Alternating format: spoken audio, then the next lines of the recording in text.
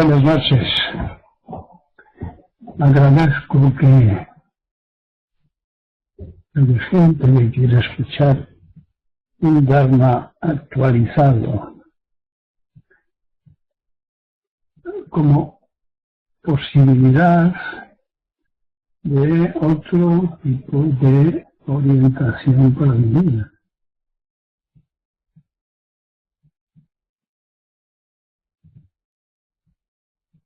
¿Tenéis alguna pregunta o alguna propuesta?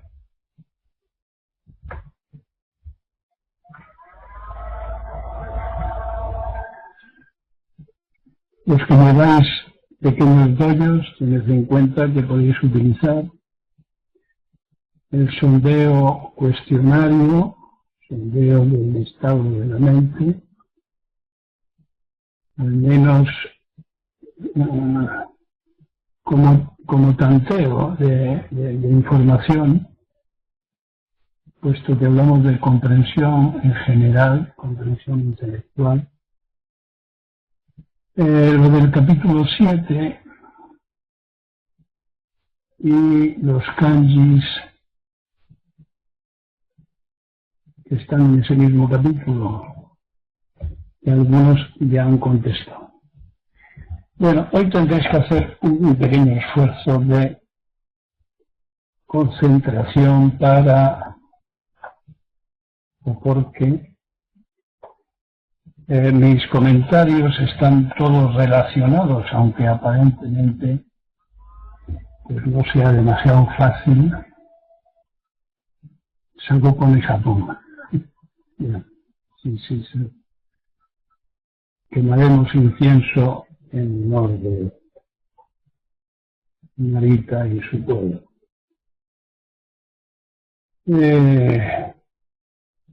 Así que los temas están muy relacionados, aunque parezcan algo deshilachados.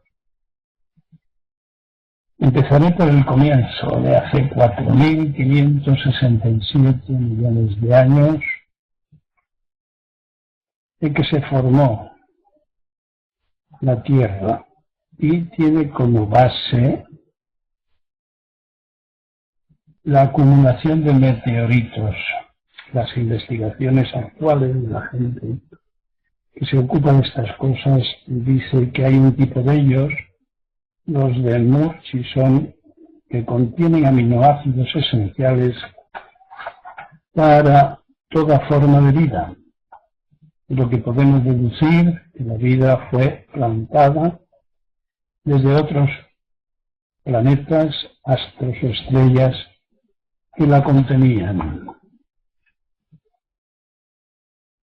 Ha habido 2 o 3 glaciaciones como consiguiente desaparición de especies. Ha habido hace 200 millones de años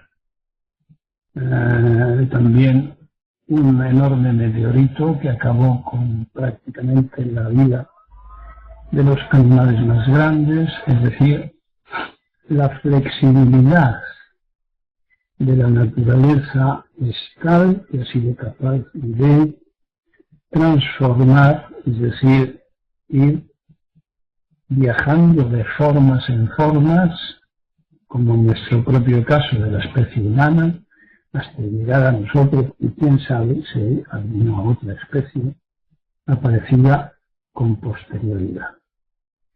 El hecho es que en la última glaciación, hace unos 11.000 millones de años, es decir, unas pocas abuelas, la extinción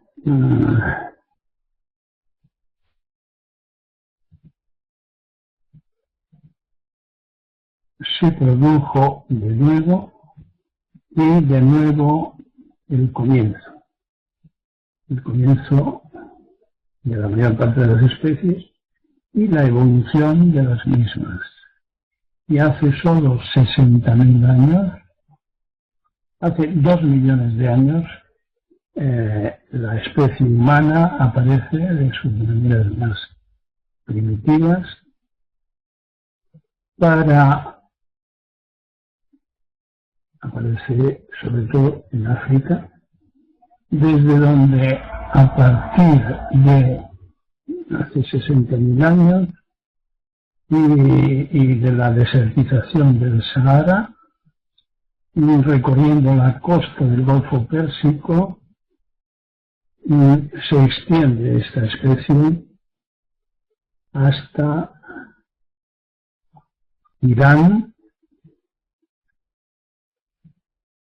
y en el camino, en ese Golfo Pérsico, recorriendo la costa por Yemen, por Orán, y esto se sabe porque se ha descubierto una enorme cantidad de sílex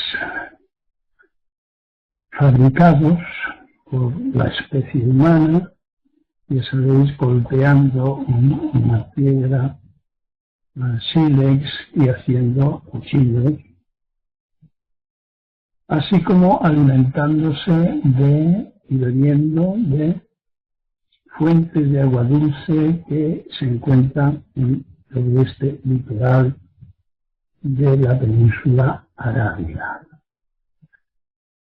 ¿Por dónde pasaron? Pues atravesaron el mar Rojo, de solo 10 kilómetros de ancho. Hubo un tiempo en el que era mucho más estrecho, llamado, fijémonos en el nombre, el Paso de las Lágrimas. Hace referencia a la tradición judaica de Moisés. Las aguas estaban separadas por estos istmos. Y hoy día incluso se llama el Golfo de Edén, el paraíso.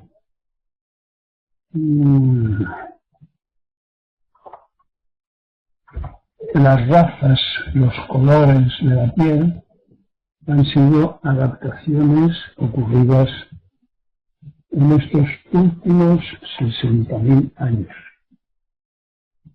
Han ido apareciendo fósiles humanos en China, en Java, en Alemania, en Atapuerca, pues de mucho tiempo, 800.000 años, 1 millón de años, hasta 2 millones de años, de nuestros antecesores homínidos. Así que los humanos hemos progresado mucho desde entonces en la fabricación de herramientas, en una tecnología simple, y últimamente, en estos 200 años,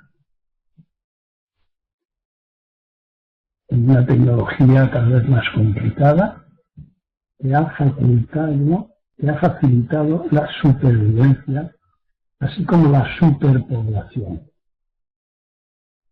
Fijémonos que en 50 o 60 años, yo recuerdo de pequeño, que se hablaba de una población de 3.000 millones, y hoy somos 7.000 y pico. Esto va a continuar creciendo en los próximos años hasta los 12.000 millones. ¿Cómo se adaptará la especie humana a estas condiciones tan cambiantes? Habrá que modificar la fabricación de energía, que ya se está trabajando en eso, ante el espacio, y cuidar la tierra, porque a pesar de que nos podamos haber adaptado a tal diversidad, la tierra está ilimitada, y si no la cuidamos, pues esas generaciones próximas lo van a pasar muy mal. Por eso, algunas veces he dicho que los humanos somos responsables de todo. Podemos pensar que las cualidades manuales, el dedo pulgar oponente, o mentales, como la curiosidad, la capacidad inquisitiva, el gusto por comprender procede de nuestros antecesores. Los monos correspondiales nombradas son características incluso actuales. La capacidad para construir instrumentos en los chimpancés ya asciende a 60 instrumentos, el reconocimiento e identificación de enemigos a 30. Aproximadamente el mismo número de plantas medicamento, por cierto, copiadas de los hombres, o copiadas por los hombres, allí en aquellas zonas donde viven estos monos. Sin embargo, fallamos en la atención a otras necesidades básicas y enfermamos. Así que 7.300 millones de habitantes, el doble que hace solo 50 años. Se hace necesaria una reorganización, los que especulan sobre esto, y dicen que solo ocurrirá por la provocación de crisis, caos y desorden. Esta pincelada sobre la evolución rápida debe sernos útil para comprender no solo la plasticidad de la vida, sino la plasticidad del cerebro. En favor de esta idea podemos utilizar datos oficiales sobre la inmadurez de los adolescentes que las ciencias oficiales tradicionales sitúan en un 20% de trastornos mentales, con trastornos mentales, coherente con la afirmación de que la mielinización de los seres, de las vías nerviosas del cerebro acaba hacia los 30 años. Por lo tanto, no debemos esperar mucho y sí facilitar modelos sencillos de supervivencia, de confrontación, de aprendizaje, pues que no sean los televisivos donde parece que se facilitan los aspectos dualistas de rechazo, aceptación, identificación, lucha, oposición, antagonismo, etc.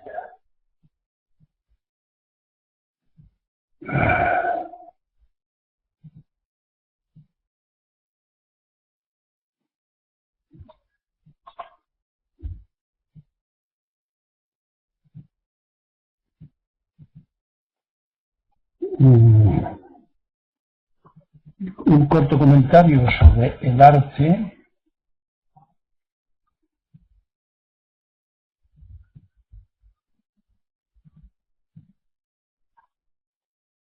He escuchado hace poco de un artista que llamaba arte a todo lo que el artista diga que lo es.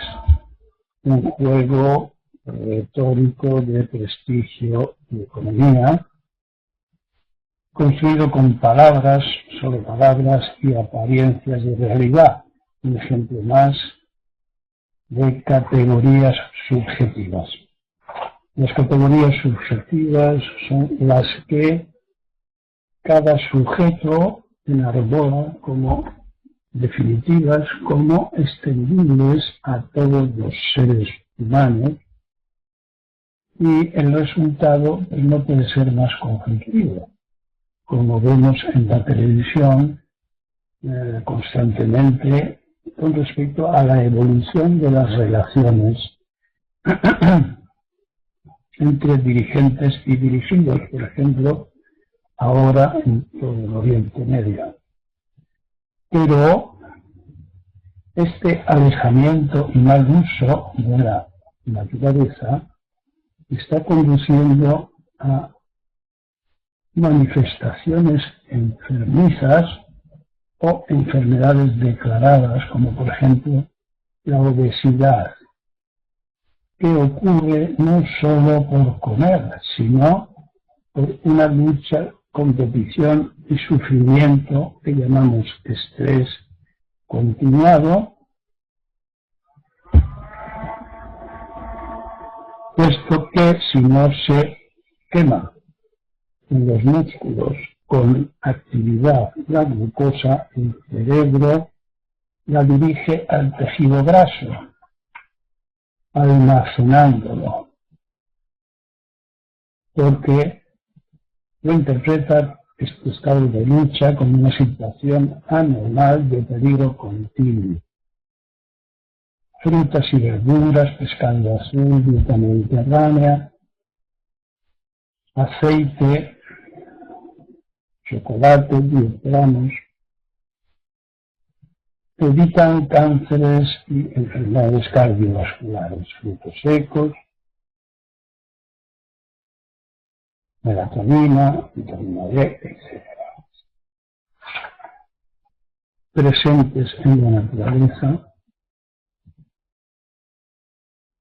pero también quería añadir otro ejemplo que es el síndrome del quemado, no por fuego, sino por años de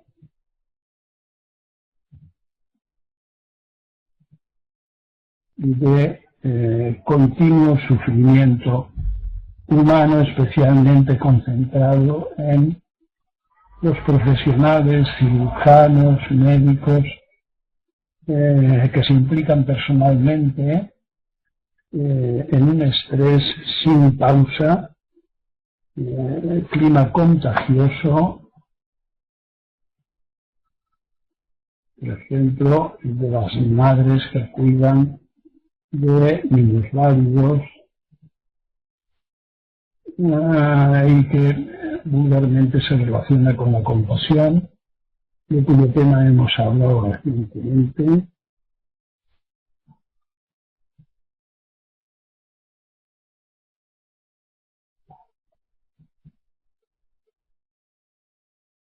Cuya causa la situamos leído en el diccionario del ego como una pasión compartida, un padecimiento compartido.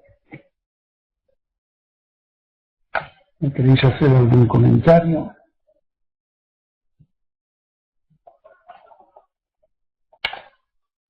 ¿Vais viendo la relación? Pues continúo con la neuroplasticidad que encontramos en la evolución de las especies, en la evolución del ser humano,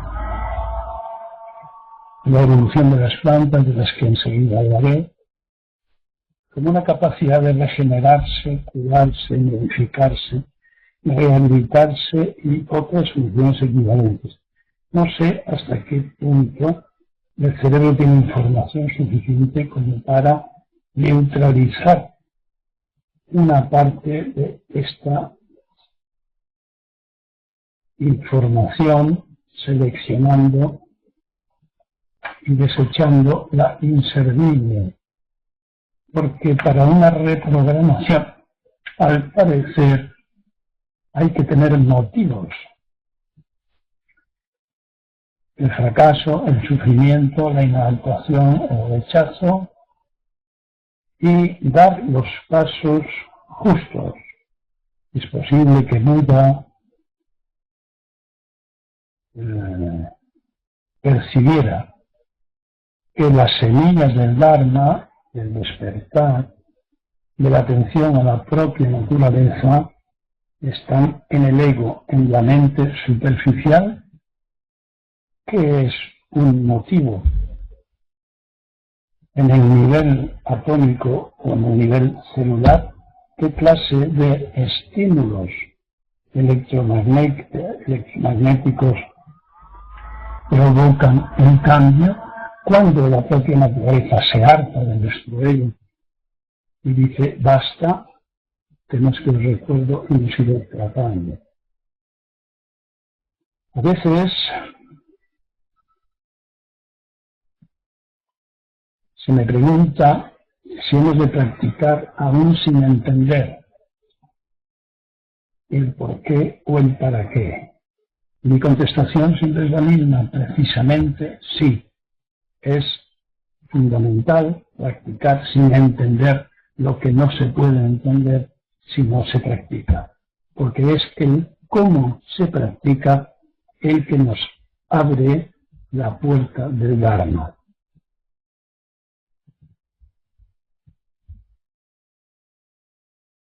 Así que lo importante es el cómo de la práctica. Atención, concentración en lo que haces, una cosa sola de por vez,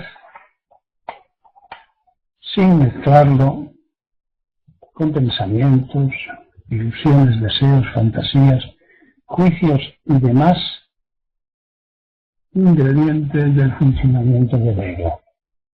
Ese eres tú en cada instante, eres lo que haces. No sé si se está viendo mi intento de remitirme a la propia naturaleza, a la sabiduría de tantos miles de años de evolución, prescindiendo de ese esfuerzo de adaptación circunstancial que hacen los seres humanos para sobrevivir. Digo circunstancial porque me refiero a la utilización de lo aprendido en el espacio cultural en el que se desarrolla, de cuyo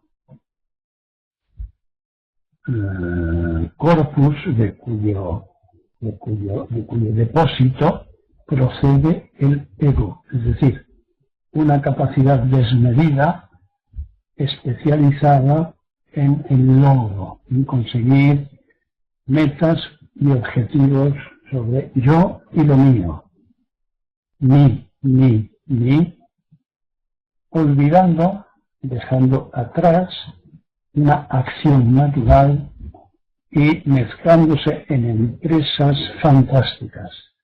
Caigamos en la cuenta de que nuestro estado egocéntrico es de confusión, mezcla nuestra conciencia superficial, tiene toda clase de informaciones a conservar, pero no sabemos cuáles sirven y cuáles no, y cómo hacerlo, porque razonándolo se comprende algunos de los extremos, pero los condicionamientos automatizados no desaparecen así como así, de manera que la acción ha de ser presente y continuada, presente. En el presente los condicionamientos tienden a debilitarse, porque pertenecen al mundo de la memoria y la automatización, que es el pasado. De igual manera, los que se lamentan de sus debilidades, adicciones, sufrimientos,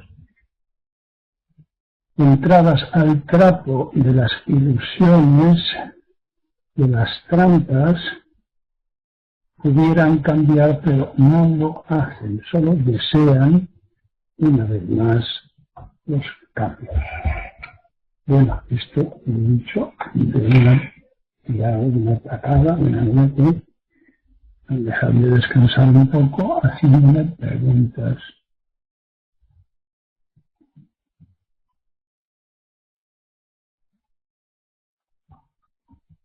Alfredo, ¿te acuerdas quién es Alfredo? No. Alfredo, si pones detrás en qué zona vives, trataremos de acordar. Detrás de Alfredo, ¿en qué provincia estás? Y Silvia, y Sara. Venga, ¿alguna pregunta o comentario?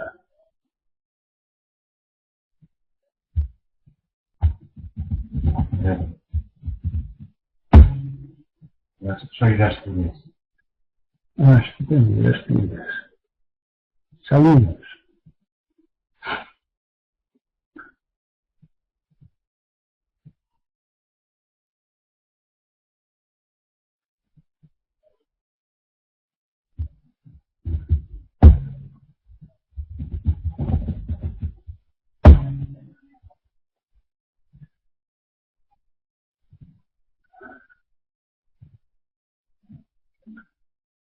Vamos, gente.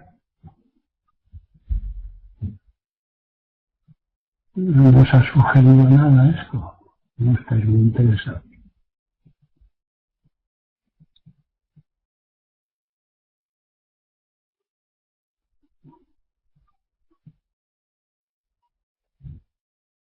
Alfredo, la práctica no se puede considerar como una meta. Pues al principio sí. Al principio no podemos separar lo que es un pensamiento de una intuición.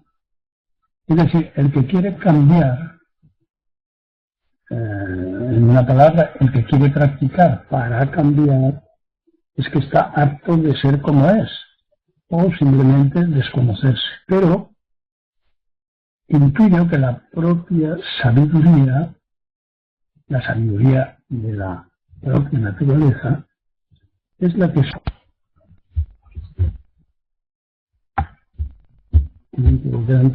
estaban grabando.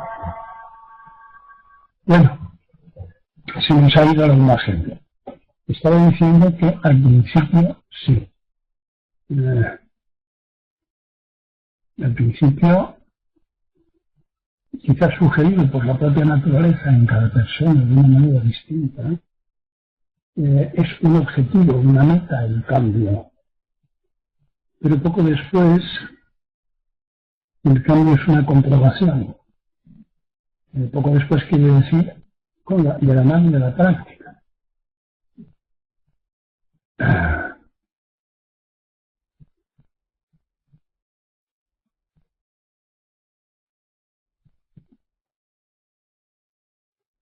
Badajoz dice, ¿eres lo que haces? Sí.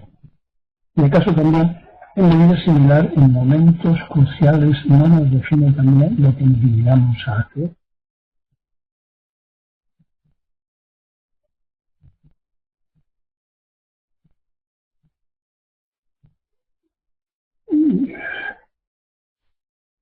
Este es otra vez la caída en la trampa del dualismo. Si afirmas algo, estás negando algo. Si niegas algo, estás afirmando algo. Siempre es su opuesto, su opuesto, su opuesto. Ese es un Carrefour, es una noria de la que no podemos salir.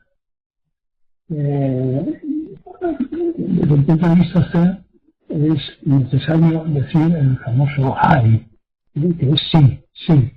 Afirmarse en la práctica, no hacerse preguntas trampa.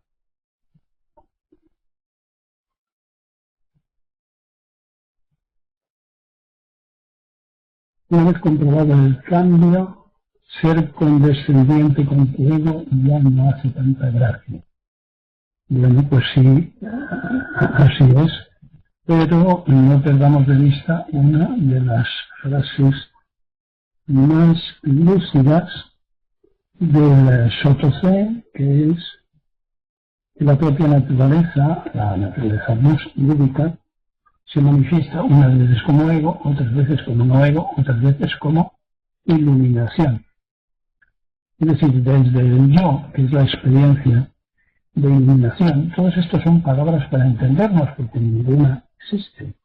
Es decir, algún día caeremos en la cuenta de la ausencia de significado, de las palabras, los conceptos, los relativos, los absolutos, etc.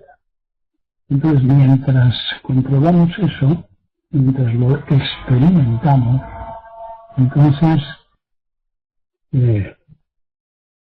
podemos aceptar que algunas veces esta propia naturaleza se manifieste, a veces como ego, a veces como no ego, y a veces como iluminación. Es decir, como experiencialmente lúcida. Y me hace gracia luego porque la lucidez sustituye a la estupidez, a la ignorancia, en la medida en que se haya practicado, se venga practicando, se vaya profundizando en niveles de conciencia.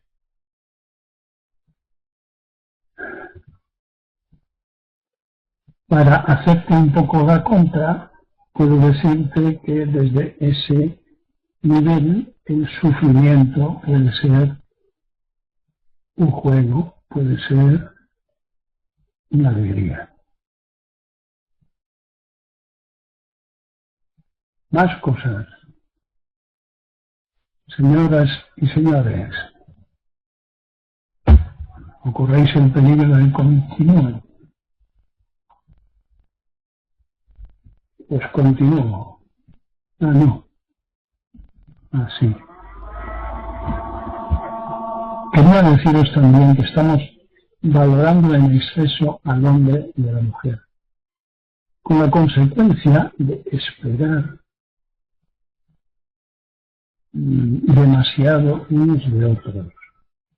El resultado está demostrando una duración mínima de las parejas, es decir, el alejamiento de la naturaleza, digamos, pues, de 5 a 15.000 años de agrupación, de lenguaje, de puesta en pie de ciudades y pueblos, desde una experiencia de cazadores y recolectores. Entonces llevamos la naturaleza muy adentro. Y de repente en estos últimos 1.000, 2.000, 3.000 años estamos valorando en exceso al hombre y a la mujer.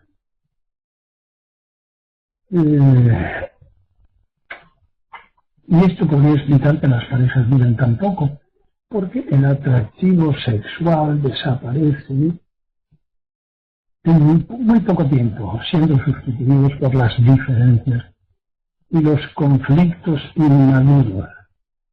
Esperar la felicidad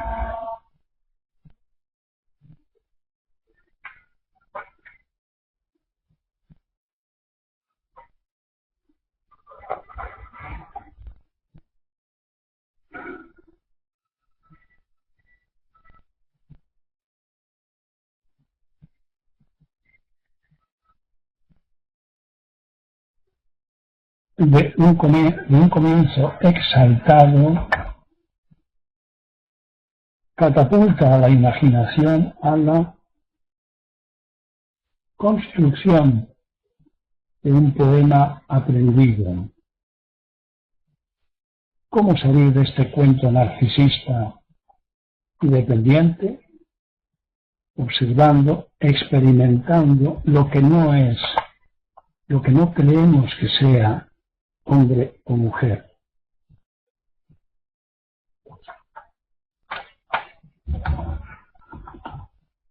Ensanchando nuestra capacidad de percepción, de revitalización.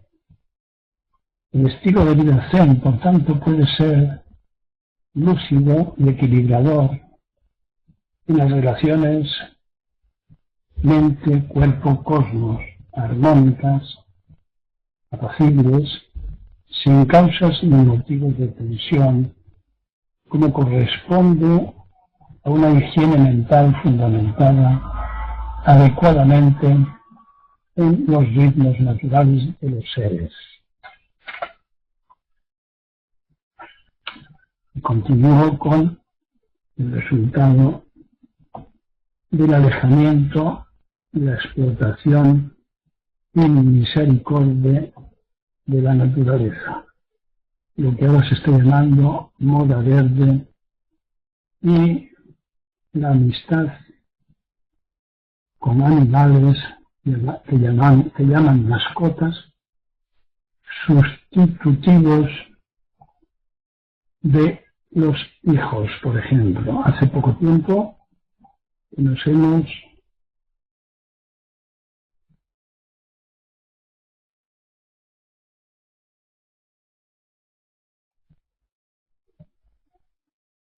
no entiendo mi letra.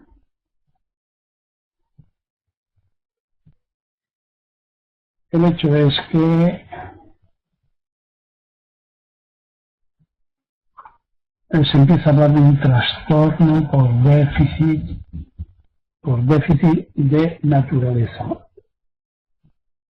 aparecido después de los años 60, de los cuales son manifestación la obesidad ya explicada,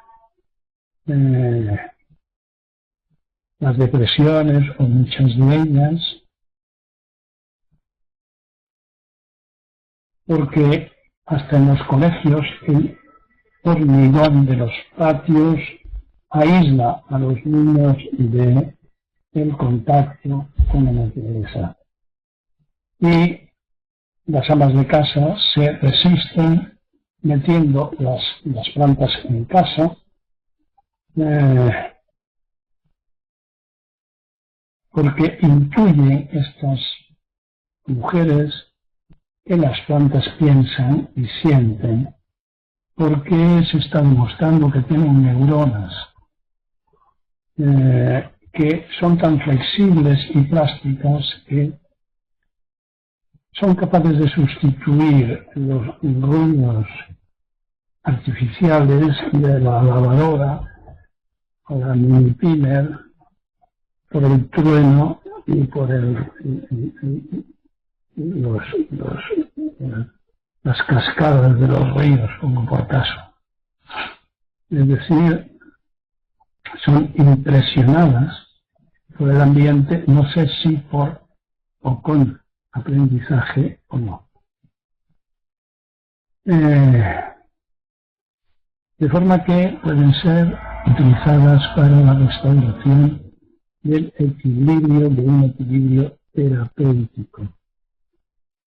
Los árboles en las calles, los espacios verdes, las salidas al campo, fines de semana o vacaciones, una fitofilia que va haciéndose equivalente al confort. En Alemania, al parecer, hay una revolución, podríamos llamarlo así, verde, arquitectónica. La gente está empeñada en cultivar verduras y flores en las terrazas de sus casas. Lo de abrazar a los árboles es cosa bien conocida e interpretada, lo mismo que bañarse o ducharse, como dejar caer los iones positivos que no le vienen nada bien a nuestro organismo.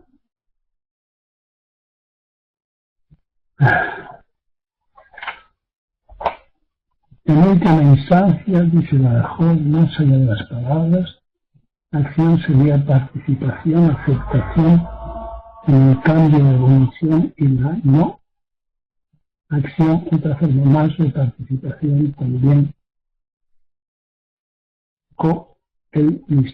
con el misterio de la vida cosmos. Otra vez el dualismo. Última instancia, no sé lo que quiere decir, y más allá de las palabras, sí, la acción sería participación, puesta en marcha en el día del cuerpo en medio del cosmos. Y con respecto a la evolución, yo diría que es una manera de que cada persona participe en su propia evolución, en su propia sanación, en su propia cura, de una manera activa, y eso de la acción. Ya La administración de acción o no acción ya es otro asunto que no dependería solo de valores egóticos, sino de los valores que se puede llamar así para entendernos, experimentados en la práctica, que ya es de otra charla, pero por supuesto construyendo la lista en torno a la unidad, la interdependencia, etc. De todos los seres, quiero decir.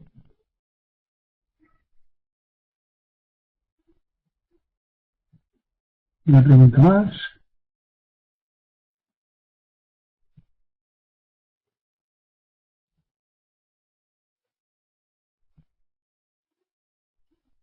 En cuanto a nos define, tú mismo lo pones entre comillas, no hay posibilidad de definir nada, ¿no?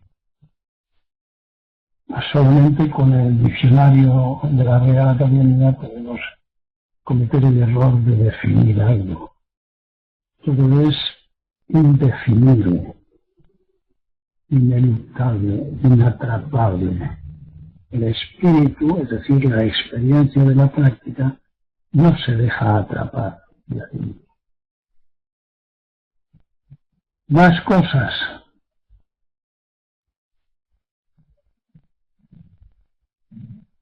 Espero que alguno de vosotros esté grabando. Bueno, esto ya se apagó del todo.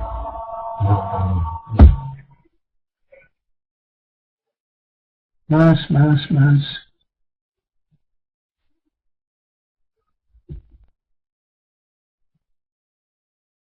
¿No os habéis cansado?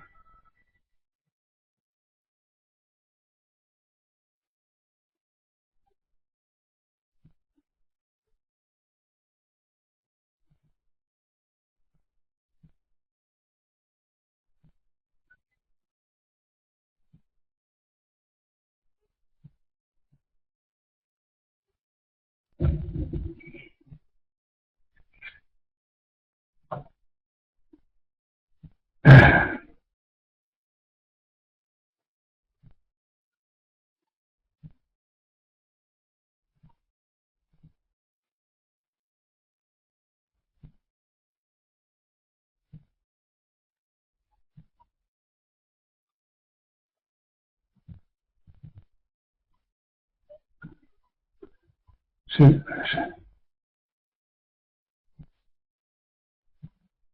Según estos comentarios de esta charla, parece que la perspectiva de contemplación de los seres humanos pues tendría que ir cambiando, ¿no?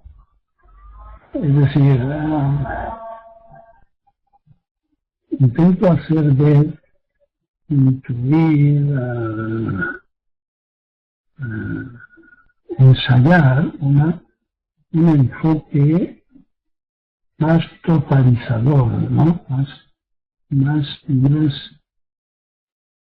el ciprés en el patio, decía aquel maestro zen, en medio del monte Meru, ese símbolo del centro de la tierra,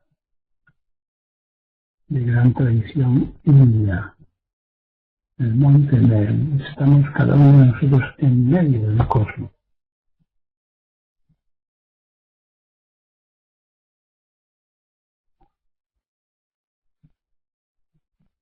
Todo va de la mano, todo tiene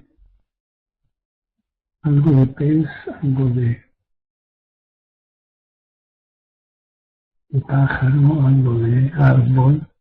Estamos hechos de los mismos materiales y algunos, pues, mucha dosis de gases, por ejemplo.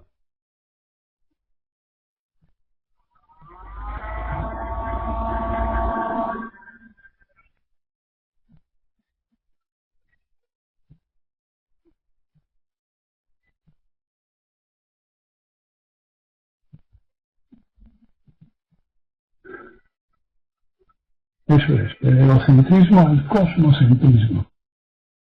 Y entendiendo el cosmocentrismo, después de lo dicho, los aminoácidos llegados del espacio exterior, fijaos que el espacio exterior ya no es exterior, ya parece que el universo es una misma cosa, una sola cosa, quiero decir. Ya no es la Tierra solo, es pues la Vía Láctea, los miles de estrellas y de mundos.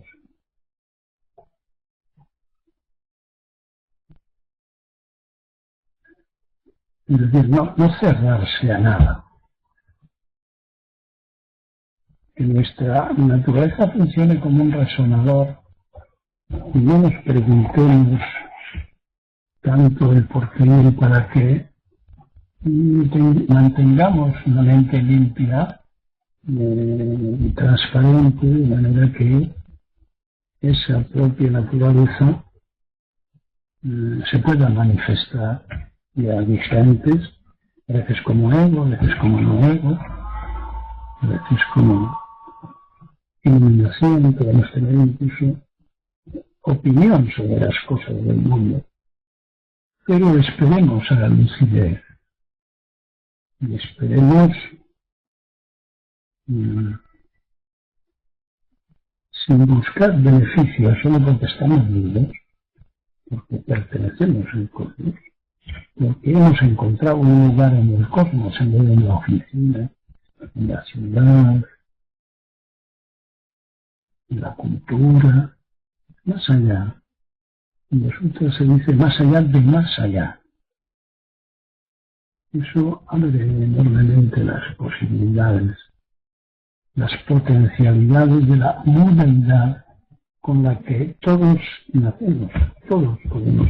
Somos ya Budas, solo queda alimentar esa deidad hasta su manifestación progresiva. El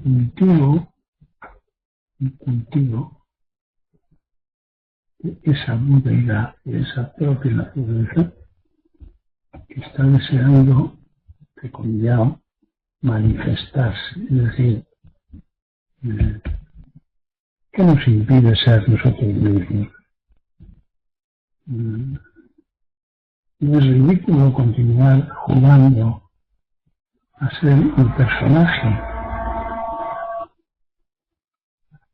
En último extremo, un disco, un robot, una memoria, mapas de la mente, modelos, arquetipos. Y algo más. Todo eso, mi Buda nos ha enseñado a practicarlo y no necesariamente convertirlo en palabras.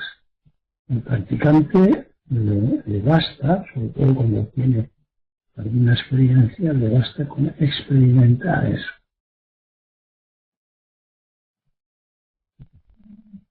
Una sola cosa, dice el uso, que se manifiesta de diversas maneras. Pues sí.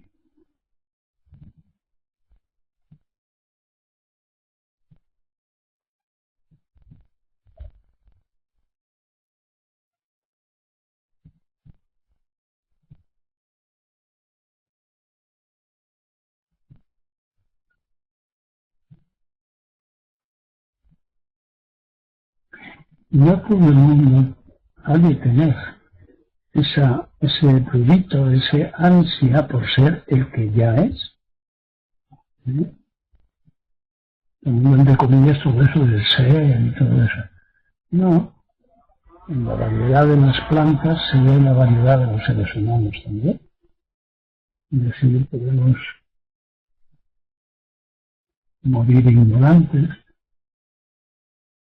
¿No?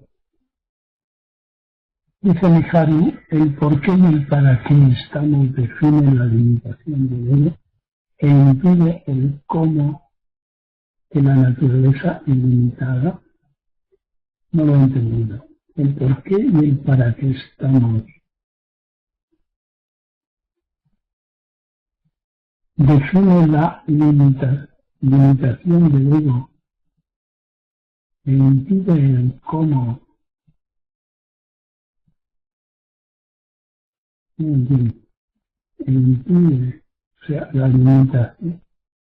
¿Y por qué y el para qué? Define la limitación del ego. Bien. Impide el cómo, que representa la naturaleza ilimitada. Así lo entendería. Para José, en algunas profesiones la implicación con pasión conlleva un quedarse más que con personas individuales con estructuras organizativas rígidas e insanas, coercitivas, contra las que algo se puede lograr asistir a sustituir. Bueno, ya se encontraba el chivo emisario. Todo eso pertenece al campo de lo innecesario, ¿eh? Las organizaciones y tal, nosotros lo metemos dentro de lo que llamamos inercia, que es pues uno de los aspectos más destructivos de los egos. Fíjense que es la experiencia de la naturaleza eliminada, esto ilimitada, no impide como la experiencia de la naturaleza ilimitada, impide como eso es la experiencia de la naturaleza ilimitada, sí, sí. Más que ilimitada, ilimitadamente, porque la capacidad de percepción de nuestros sentidos, auténtica percepción, quiere decir, sin que la sensorialidad sea robada por la mente pensante egótica, nuestros sentidos también tienen límites. Pensemos en los ultrasonidos, que el olfato a 40 kilómetros, pues un bismori, una mariposa nocturna, pues es capaz de oler a la hembra a 40 kilómetros. Nosotros solo con la fantasía. Es decir, no lo vemos.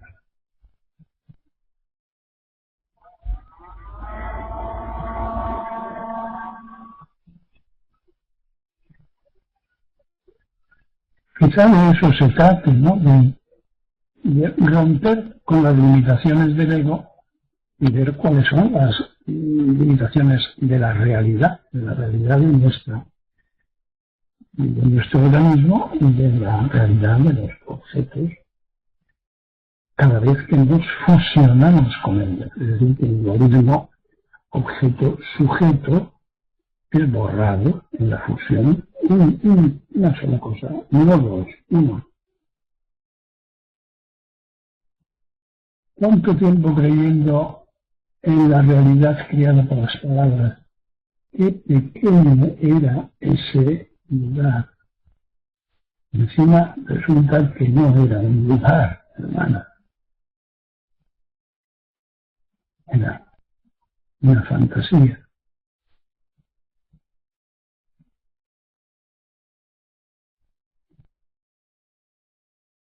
Lo inexistente no ocupa lugar.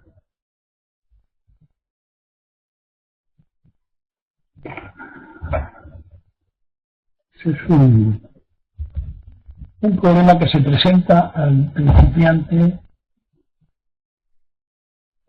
con forma de contradicción.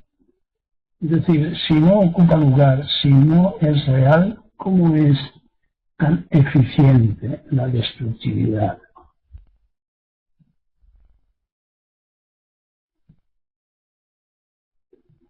Eso que dice sobre el exceso de atención en el hombre y en la mujer me ha abierto de golpe a mayor comprensión de la necesidad de relación con todos los seres.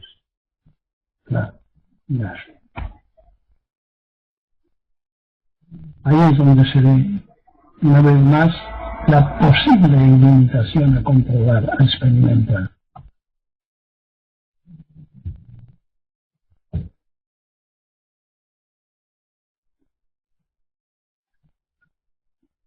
Yo creo que nadie se haya arrepentido de tener en su balcón una lechuga o unas flores en su terraza o en su huerta. Yo creo que haya discutido con ellos. Al revés, se han intercambiado cualidades, se han servido mutuamente.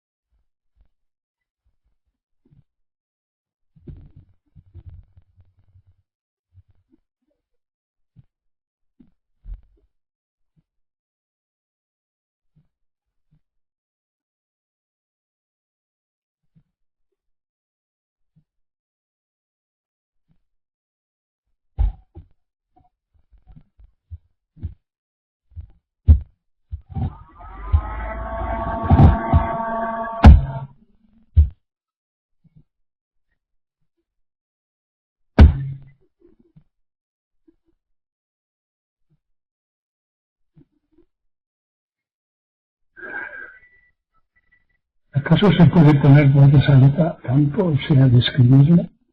No, no se puede describir, pero se puede percibir.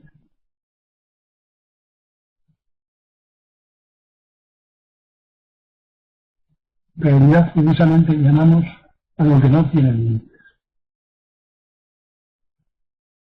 En el Zen se dice que todos los fenómenos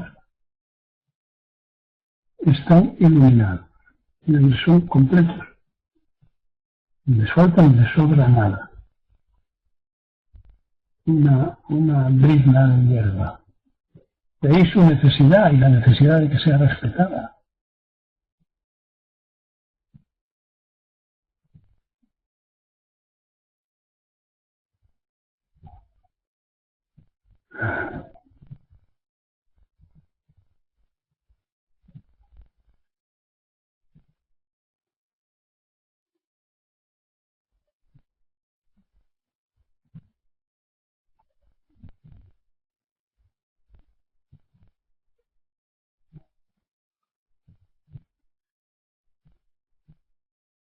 Esto es como ordeñar a una elefanta. Lo que nos cuesta escribir.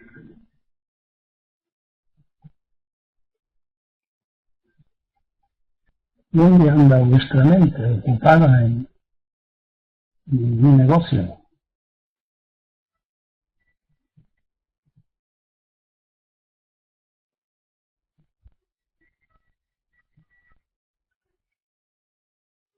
Hoy no está Violeta, es lo que veo.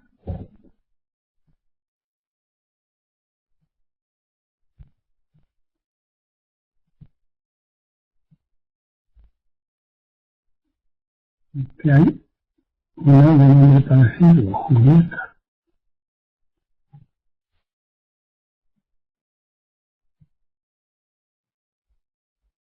Vamos,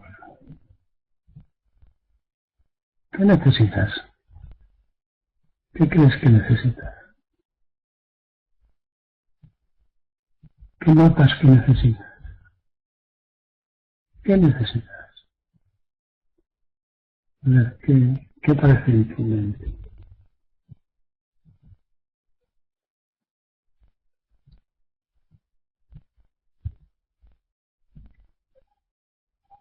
Cuando se abandona la práctica, la pereza volver. Algo que ayude,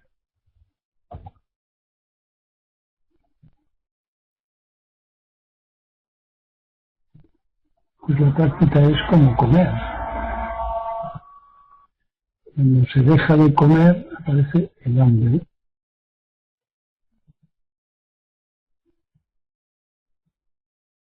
Esto habla de escasa energía en el intento,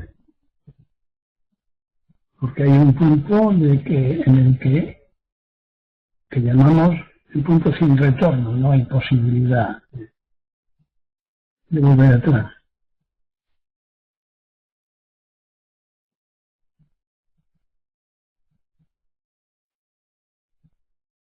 Quizá te has equivocado de camino.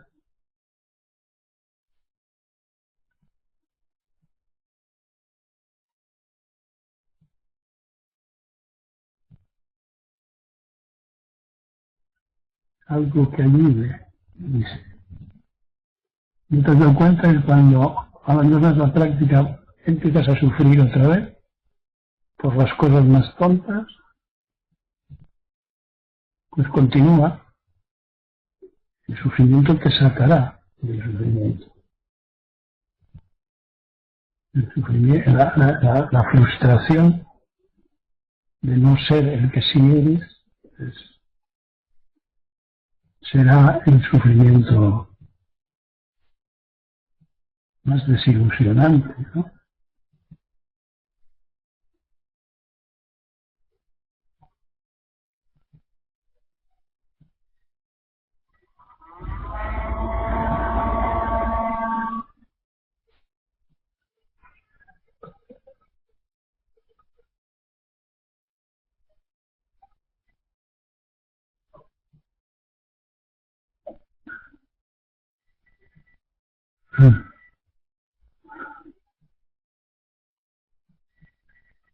A ver, ¿qué obstáculo hay? Que cada uno desea abierta su mente y aparecerá el obstáculo. Por eso pregunto qué necesitas. Alfredo ya lo ha dicho.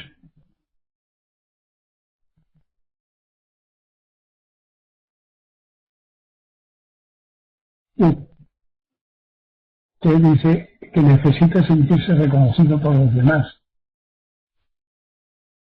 Claro que es un deseo, esto es una proyección de tu ego, ¿no? Reconocido, ¿por qué quieres ser reconocido? Eso no es autonomía, ¿no? Sino dependencia. Reconocido. Conocido y vuelto a conocer. Si lo que van a ver no eres tú, es tu apariencia, es tu personaje. Bueno, todo empieza en cada uno. Se empieza en uno mismo, pero descubramos qué es, no digo quién es, sino qué es uno mismo.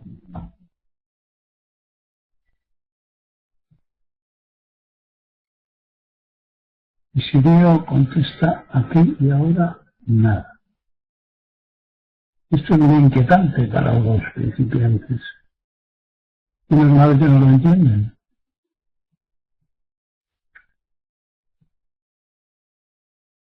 ¿Qué quiere decir nada? Ningún deseo, no ego, la desaparición de tu individualidad, un ladrillo,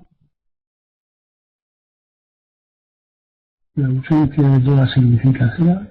¿Qué es? Mihaly dice, la fusión con los fenómenos, siendo uno, facilita olvidarse de los límites de cada uno. Mal expresado. La fusión con un fenómeno no es que facilite olvidarse, sino que es el olvido total de los límites de cada uno. Ya que somos nada y todo, no vemos a 4 kilómetros, pero sí el perro lo tenemos a nuestro lado. Pero el perro le gana al zorro y al zorro le gana el otro y al otro le gana el no sé qué. Y como no se trata de ganar ni perder, pues tenemos que comprobar y de utilizar el olfato y él mismo nos dirá cuál es el límite. ¿Entiendes que la fusión es el olvido? En el momento en que hay fusión, no hay yo, no hay ego ninguno, nada de nada, excepto fusión de una sola cosa. Todo el cosmos está ahí, en ese aquí y ahora. Al segundo siguiente puede que vuelva el ego, o al siguiente puede que venga un tipo de comprensión. Julieta, atención, ¿sí? Atención concentrada en lo que tengas entre manos, sea lo que sea. Esto también suele ser difícil de entender. Sea lo que sea, no hagas juicios, no hagas comparaciones de géneros, puntos de vista, sea lo que sea que tengas entre manos, hazlo completamente, totalmente. Esa sería la atención concentrada. No somos más que eso. Solo dice que parece que las palabras no pueden crear ninguna realidad. Así es, son un simple rato como te gusta. Eso, de la voz, el dedo que se da la luna. Claro. Y Mijail dice que las... Y Julieta también.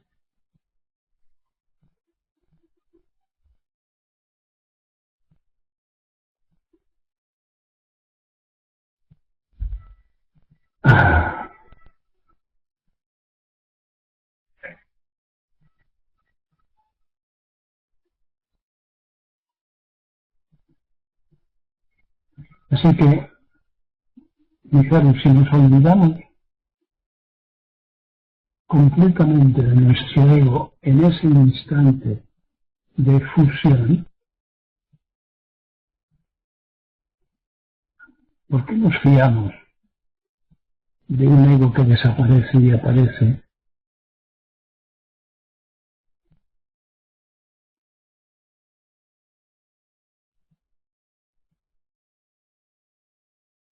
Debemos preguntarnos por qué aparece y desaparece. Pues porque es un elemento instrumental, es una cualidad del ego, un intento de constancia, pero es inconstante. Una conversión en piedra.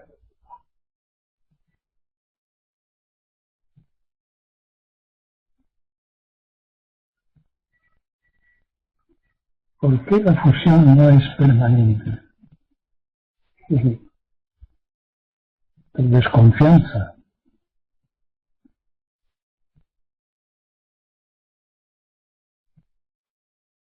Hablamos de la palabra, confianza.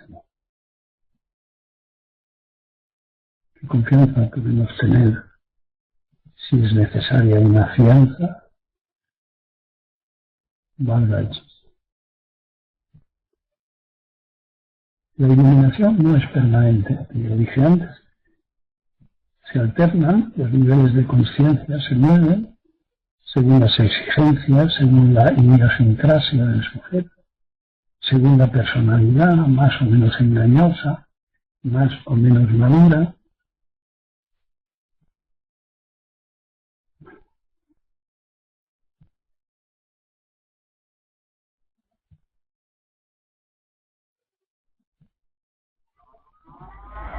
¿Qué hay de permanente? ¿Qué cosa es permanente? ¿Qué cosa no cambia? No hay una sola cosa en el universo que no cambie. ¿No? La ley del cambio la tiene todo.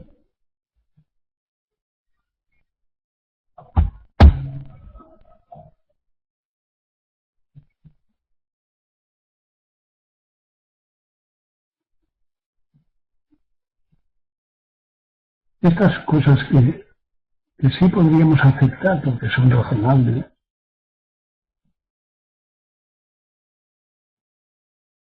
mientras no las practiquemos, mientras no sean un resultado de la práctica, no las estamos comprendiendo.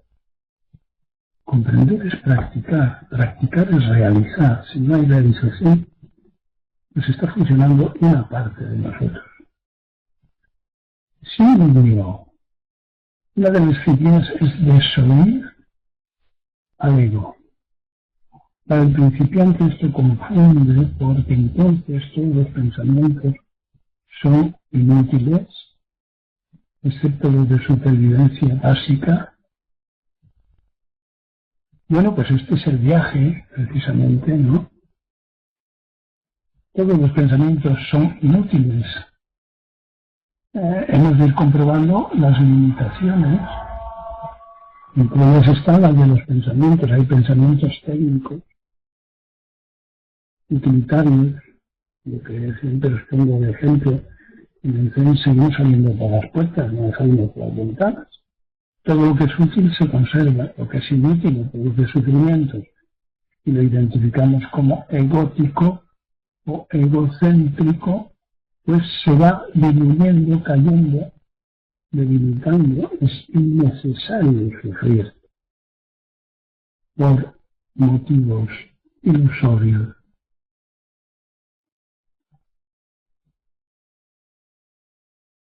Y Shirio dice, también por falta de asiduidad, que nos confundimos.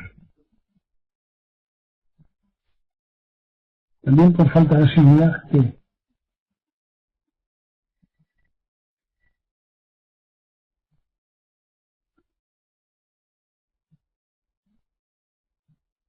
la fusión con el objeto. A ver, esa práctica, cuando la realizamos escasamente, ¿qué es lo que pasa? El desoír del ego. ¿Te refieres?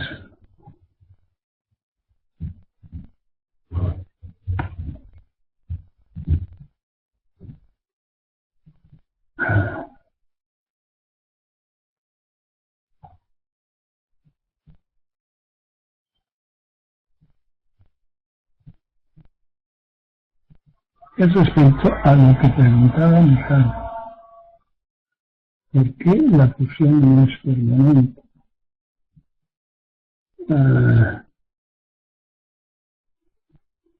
Por falta de asiduidad. Ya.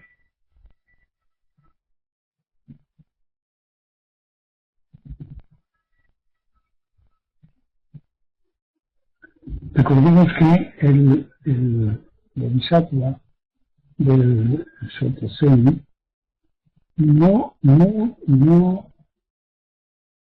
tiene el propósito de librarse completamente de su ego. Esa es una versión absolutista, ¿no? Sino de mantener las manchas que sean, no se puede decir cuáles, no serán estos y otros serán los otros, es decir, imperfecciones que nos permiten escuchar al otro y ayudarlo. Por lo tanto, por mucha asiduidad que haya, hasta el mismo Buda se lamentaba de lo que en una ocasión le estaban pasando y hacía sufrir sus familiares.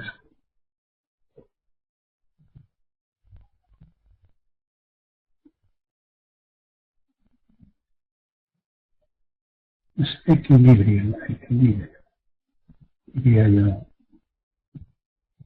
una clave del Zen.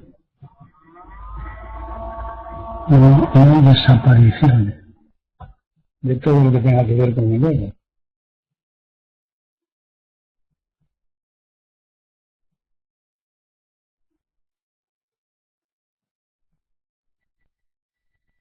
Recordemos esos ejemplos que puesto algunas veces de la gente que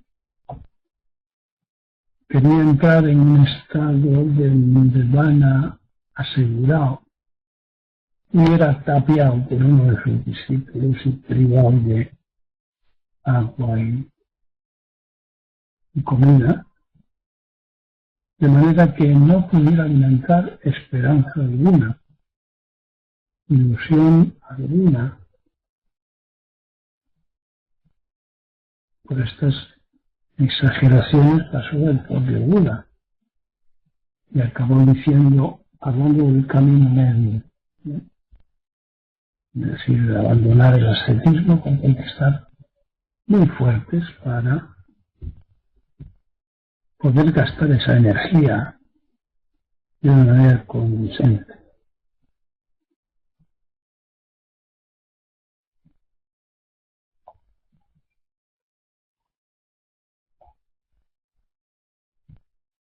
Bueno, ¿queda algo por ahí?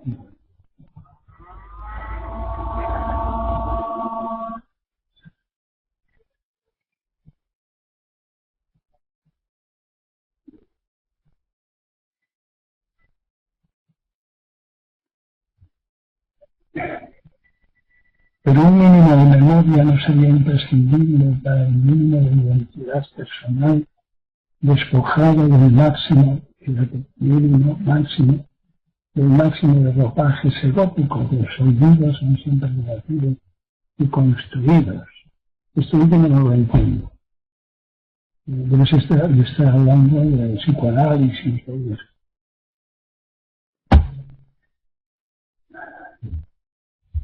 Bueno.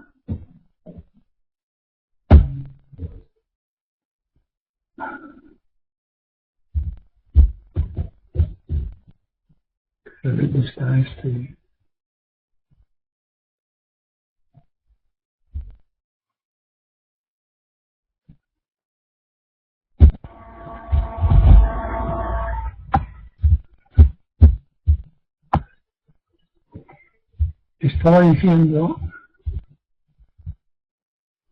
Estaba diciendo que evidentemente, no sé si un mínimo o un máximo de memoria seleccionada es imprescindible recordar, porque si no, pues como todos sabemos, volveríamos a la niñez. Sin memoria, aprender a darnos los botones y hacer las fadas y todo eso. De lo que se trata es de seleccionar lo que es útil y dejar caer lo que no solamente es inútil, sino que provoca sufrimientos innecesarios. Entonces el propio cerebro se encarga de ir sustituyendo unos medios por otros, un fenómeno bien comprendido en el aprendizaje, y si fuéramos capaces de llevarle a cabo de una manera continuada, pues no nos extrañaría nada olvidar multitud de cosas inútiles. El problema es la sopa de letras que el cerebro tiene al no disponer de medios de selección. El cerebro no sabe seleccionar, recoge todas las basuras, las utilidades, en fin, toda clase de informaciones, como tú sabes.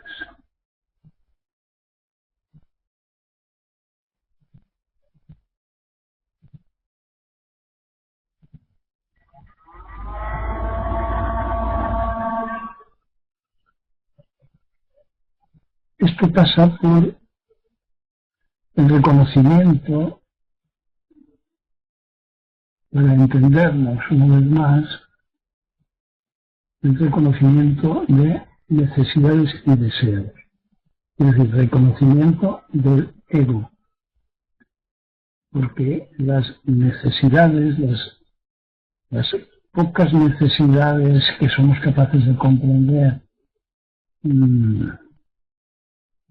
del sujeto básico y primitivo, que tiene muchas más y mucho más complicadas de las que nosotros reconocemos,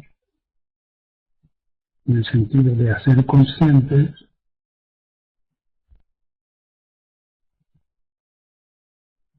pues me he perdido. Lo he hecho tan complicado que me he perdido. para practicar y desarrollar el equilibrio en todo yo nunca lo digo. No sería conveniente cierto esfuerzo ascetismo. El cierto esfuerzo ascético ya existe en el centro. Es decir, cortar con los propios pensamientos o deseos es un gran esfuerzo. Prescindir de las preferencias es un gran esfuerzo.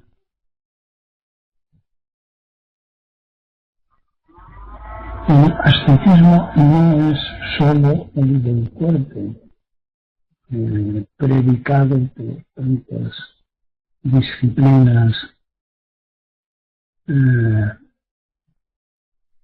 que distinguían la mente del cuerpo.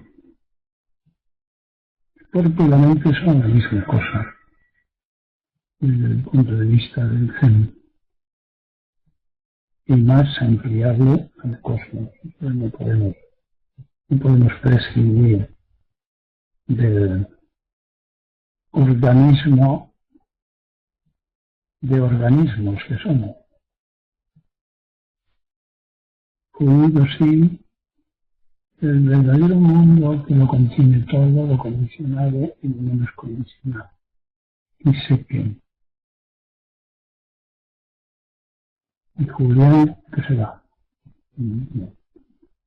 Pues sí, el verdadero mundo, lo de verdadero, pues podríamos reconocerlo también como una expresión como para señalar la línea, ¿no?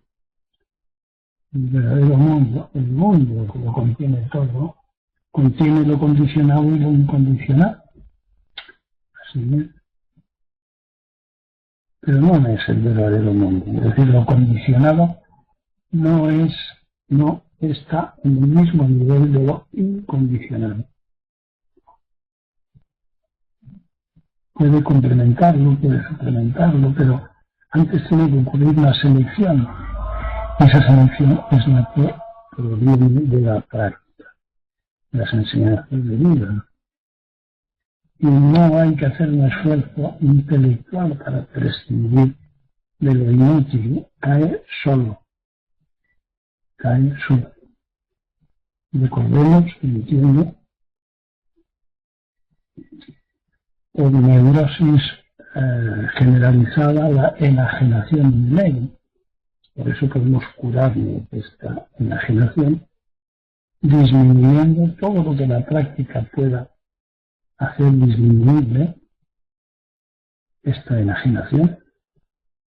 Y por eso hablo consecuentemente de equilibrio, de discernimiento, en ciertos casos, en otros, solo puedes reconocer tu ego, pero no tu naturaleza.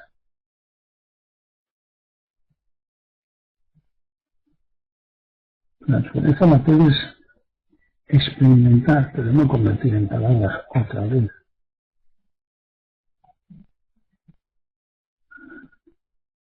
La continuidad es la que llega a hacer tan inútiles las palabras que hablar puede convertirse en un suplicio.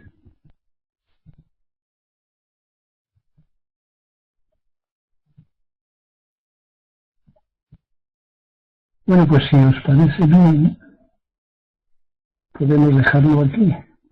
Y os recuerdo que para el lunes próximo habéis de estudiar esta charla, que me parece que tiene suficientes sugerencias como para que cada uno comparta lo que ha encontrado con los demás.